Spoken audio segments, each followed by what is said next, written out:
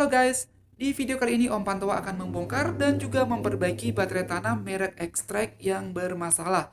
Nah ini teman-teman, baterai Xtrike ini baru dibeli dan dipasang pada Oppo F7.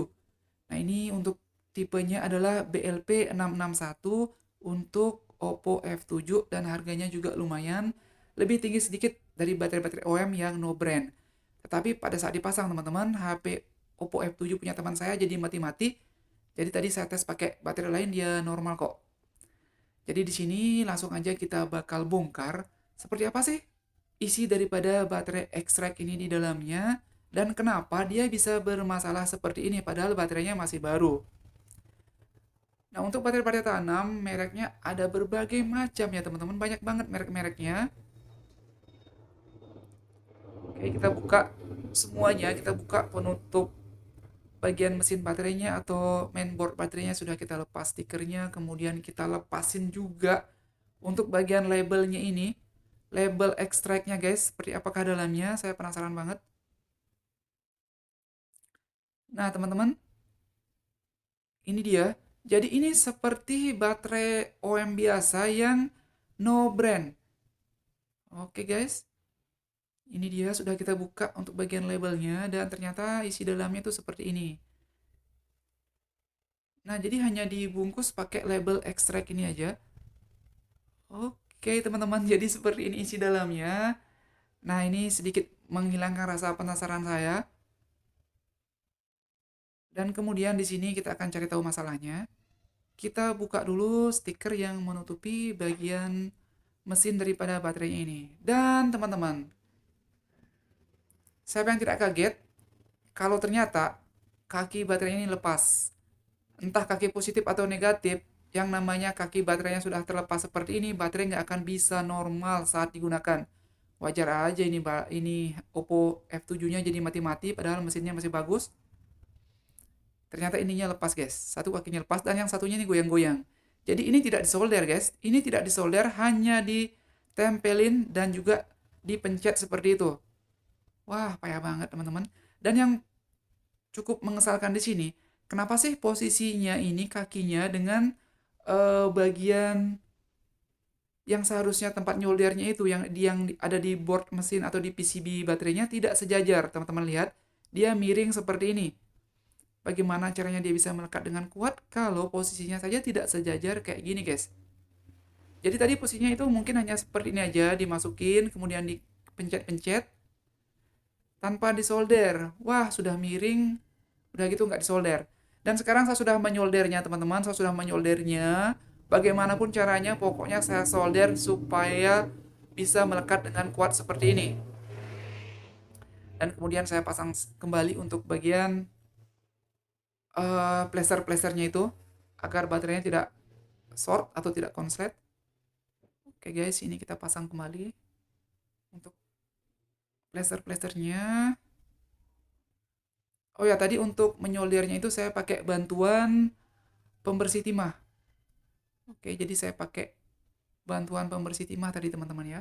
Jadi pembersih timah itu saya potong, kemudian saya tempelin di sana, dan akhirnya dia mau melekat.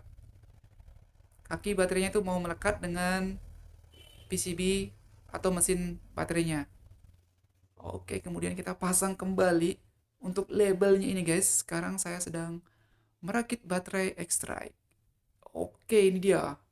Baterai OEM merek Xtrike sudah berhasil kita rakit kembali dan setelah saya pasang nih teman-teman, sudah saya pasang tadi, sudah saya tes cas dan sekarang digunakan untuk jaringan 4G, kemudian untuk mutar video dia normal. Nah, untuk jaringan 4G dia normal teman-teman ya, karena sebelumnya itu dia mati-mati. Kalau untuk aktivitas berat dia mati. Nah, jangankan untuk aktivitas berat teman-teman ya, baru dinyalain aja datanya dia sudah mati. Itu disebabkan karena konektor baterai yang tidak kuat. Jadi pada saat baterai digunakan untuk aktivitas berat, stromnya kan mengalirnya deras tuh teman-teman. Nah, biasanya itu akan terputus dengan sendirinya kalau memang tidak disolder seperti itu. Dan sekarang saya akan rakit kembali. Tadi ini cuma ngetes. Oke, kita buka kembali untuk casingnya atau casing belakangnya ini atau backdoor. Dan di sini ada fleksibel, hati-hati ya. Kita buka fleksibelnya dulu. Oh ya, untuk ngetesnya ini Harus pakai casing ya supaya sinyalnya normal, karena di sini ada stiker-stiker sinyal di casingnya itu. Kalau kita nggak pasang, sinyalnya nggak mau optimal guys. Nah kemudian ini baterainya kita pasangin lem supaya dia kuat. Nah tadi untuk ngetes doang, nah, kita pasangin lem dulu teman-teman. Nah tadi untuk Oppo F7 ini saya tes pakai baterai yang lain, dia normal aja begitu. Begitu dipasang ekstraknya, dia bermain-main lagi. Oh ya teman-teman, untuk gejala kerusakan lain itu seperti ini. Saat dicas, dia itu kadang-kadang hanya terisi 1%. Kemudian charging itu kayak seolah-olah terputus. Kemudian saat dicolok ulang, dia itu kadang-kadang sudah 55%. Tiba-tiba lihat lagi kemari sudah 80%. Dan lihat lagi berapa menit yang kemudian malah sudah 100%. Tapi begitu digunakan, HP-nya mati-mati. Begitu tadi untuk gejala kerusakannya. Oke, kita pasang untuk fleksibel sidik jari dan kita pasang penutupnya. Penutup konektornya sudah terpasang. Pasang casing belakang kembali seperti ini. Pasang SIM tray-nya dan kita coba cas. Selagi menunggu proses chargingnya masuk, di sini saya bersih-bersihin dulu untuk layarnya ini agar kinclong kembali, guys. Dan sekarang untuk indikator chargingnya, pengisian sudah masuk. Isinya masih 47%. Oke, di sini kita nyalain HP-nya dan akan lakukan tes untuk merekam video.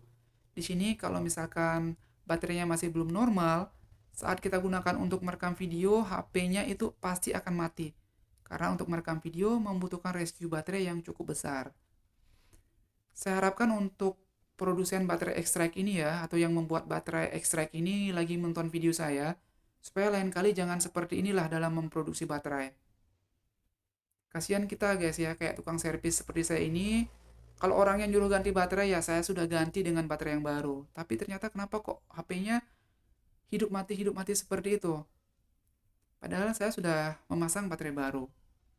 Oke, itu untuk produsennya ya. Semoga menonton video saya.